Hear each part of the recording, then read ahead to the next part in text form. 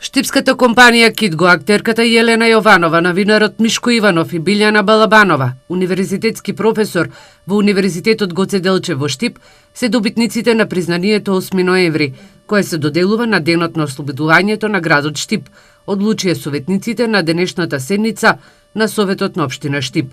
Претходно беа предложени 7 кандидати, но комисијата одлучи и ги достави овие 4 предлози. Апсолутно не треба да имаме разногласие, да се надгласуваме и дека треба да донесеме одлука за овој свечен чин, свечен момент,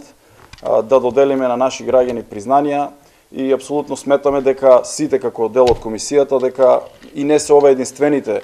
граѓани кои што можат или заслужуваат да добијат признание од градот,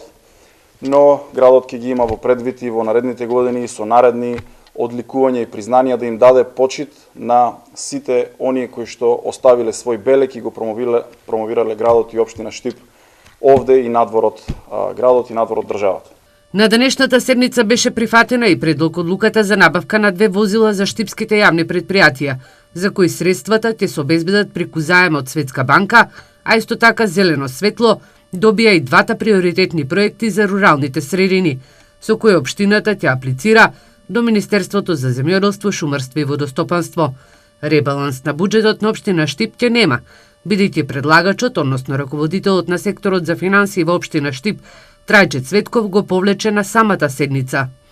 Како предлагач на програма, односно на одлуката за измена на пренамена на распоредот на буџетот за 2018, ние како предлагачи ја повлекуваме ова одлука за доработка, а исто така бидејќи е поврзана и наредната точка која што е исто така за промена на програмата за спорт, ги повлекуваме за доработка и понатамошни консултации. Инаку ребалансот се однесуваше за зголемување на средствата за 1 милион денари, насочени кон програмата за финансирање на спортските клубови. Оваа програма наместо 14 милиони требаше да изнесува 15 милиони денари.